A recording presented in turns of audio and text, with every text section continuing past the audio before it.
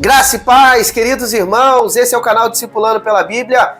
Eu sou o pastor Bruno Pinho e estou aqui mais uma vez com muita honra, alegria, prazer, satisfação de poder compartilhar uma porção da palavra de Deus ao seu coração. Se você está chegando aqui nesse canal pela primeira vez, primeiramente seja muito bem-vindo. Venha fazer parte dessa comunidade que ama ler as Escrituras. Nós estamos num desafio de leitura bíblica diária de janeiro a dezembro, de Gênesis a Apocalipse, para quê? Para gerar uma cultura de leitura bíblica ao seu coração, para que a palavra de Deus jamais se aparte de você, ok? Esse é o nosso desejo, e se você acha que esse tipo de tema é relevante, então, por favor, me ajude a impulsionar esse canal, é de graça, curte, comenta, compartilha e segue o canal para não perder nenhum vídeo. E a porção de hoje nos ensina de forma bem direta a respeito da autoridade de Deus e também sobre o perigo da rebeldia contra a sua vontade.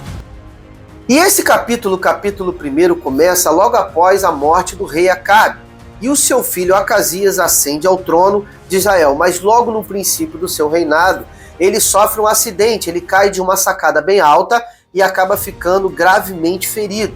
E ao invés de Acasias buscar o Senhor, meus queridos, olha só que coisa bizarra, Acasias ele vai buscar Baal-zebub, que traduzindo literalmente significa o Senhor das moscas. Olha o nível de imoralidade, de idolatria que Israel está mergulhado. Quer dizer, o rei, o líder supremo da nação de Israel, ele vai se consultar, ele vai buscar cura em Baal-zebub. Olha que coisa bizarra. Esse era um ídolo filisteu, era uma divindade filisteia. Mas como nada passa desapercebido aos olhos de Deus, o Senhor envia quem? O profeta Elias ao encontro daqueles mensageiros que estavam indo até o templo de Baal-zebub, né?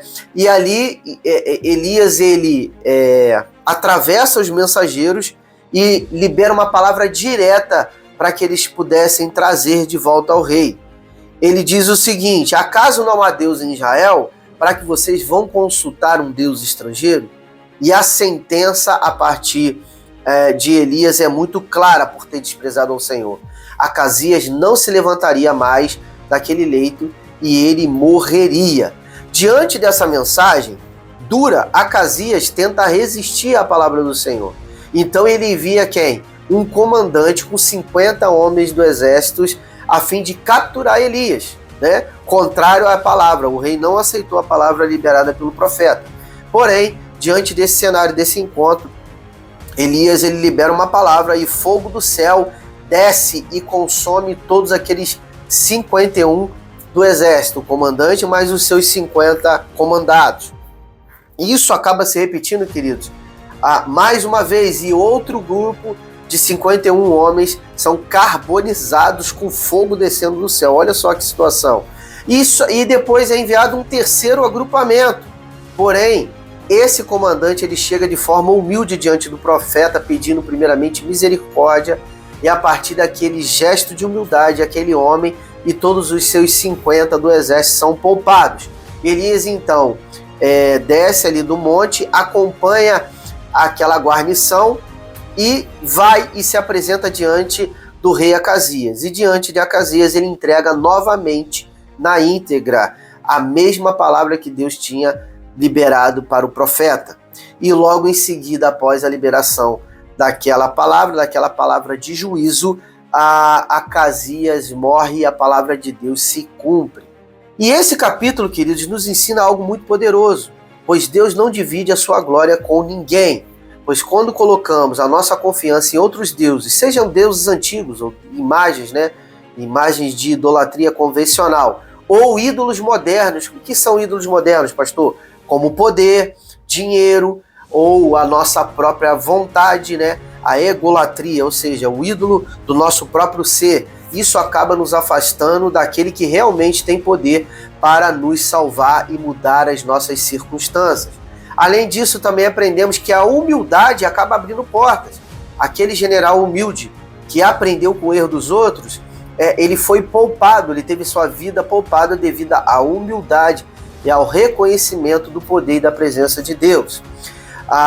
E será então, queridos, que hoje nós temos consultado o Senhor em nossas decisões? ou nós temos colocado a nossa própria vontade, a nossa própria percepção, e a partir dali nós temos tomado as nossas decisões? É uma pergunta que fica no ar. Ou temos buscado outros tipos de fontes, esquecendo quem realmente Deus é. Ok? Então, nós devemos encerrar essa porção, esse primeiro capítulo 1 de 2 Reis, refletindo sobre a nossa movimentação. E para o próximo capítulo, iremos acompanhar um dos momentos mais marcantes do Antigo Testamento, a poderosa transição entre o profeta Elias e o profeta Eliseu. Pegue a sua Bíblia e vamos juntos conferir. E o capítulo 2 começa com o anúncio de que o Senhor levaria Elias aos céus através de um redemoinho. Já começa com essa introdução.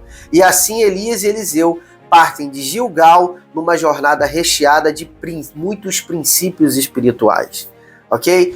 Enfim, e a cada cidade que eles iam passando, Elias e Eliseu, seja primeiro em Betel, depois em Jericó e finalmente na última parada, Jordão, Elias sempre pedia para que Eliseu permanecesse ali no local, ficasse, né? Mas Eliseu insistia em segui-lo até o fim. Então Eliseu não abria mão de acompanhar o profeta Elias, o seu mentor, o seu discipulador. Eliseu aqui está nos revelando uma chave espiritual muito poderosa, que aponta para uma linda relação de fidelidade à sua liderança espiritual estabelecida sobre a sua vida, sobre ele, entende, queridos? Então ali naquele momento ali, Eliseu ele não quer perder, não quer tirar os olhos, ele está com os olhos fixos para poder extrair tudo que ele pode do seu discipulador, do seu líder. Isso é uma lição muito poderosa. E chegando até o Jordão, Elias acaba golpeando as águas do Jordão, né, com o seu manto, e o rio se abre para que os dois passem a pé enxuto. Então essa questão, queridos, é um mistério muito violento, né?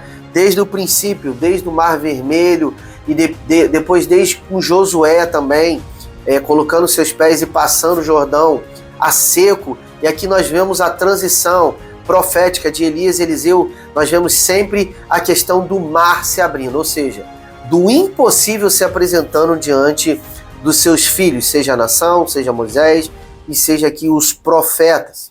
Elias então pergunta o que Eliseu, já do outro lado do Jordão, o que Eliseu desejaria receber, e ele responde que eu receba a porção dobrada do teu espírito.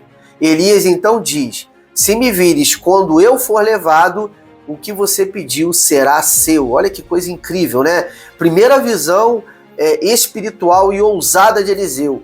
E depois Elias também, não tendo a vaidade de dizer que vai ser derramado ele uma porção dobrada. Quer dizer, dizendo, já profetizando que Eliseu seria superior. O ministério de Eliseu seria superior ao seu próprio ministério.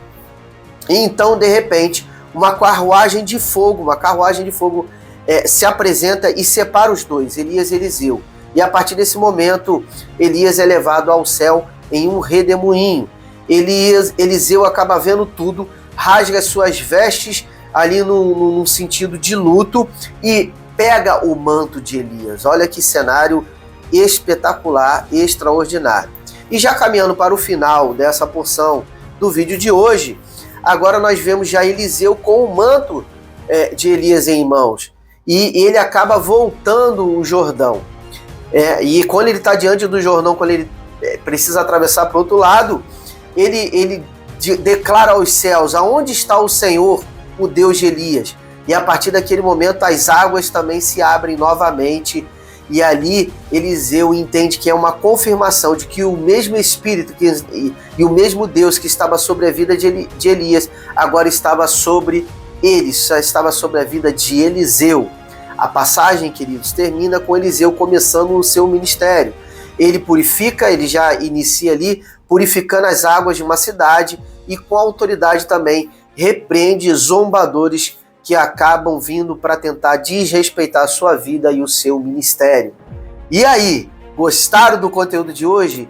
Visceral, nós vimos aqui um momento de transição extraordinário entre duas figuras que simbolizam ali o tempo do período dos profetas, né? Elias transicionando e liberando o seu manto profético para Eliseu.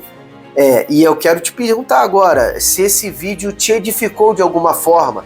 Se sim, queridos, eu quero reafirmar, eu quero te pedir mais uma vez para que esse vídeo ganhe mais pessoas e mais corações. Eu peço para que você curta, comente e compartilhe, e não deixe de seguir esse canal para você não perder nenhum conteúdo. E agora chegou o momento de eu me despedir de todos vocês, deixando a graça e a paz do Senhor Jesus e dizendo que amanhã, se assim o Senhor permitir, teremos muito mais. Shalom!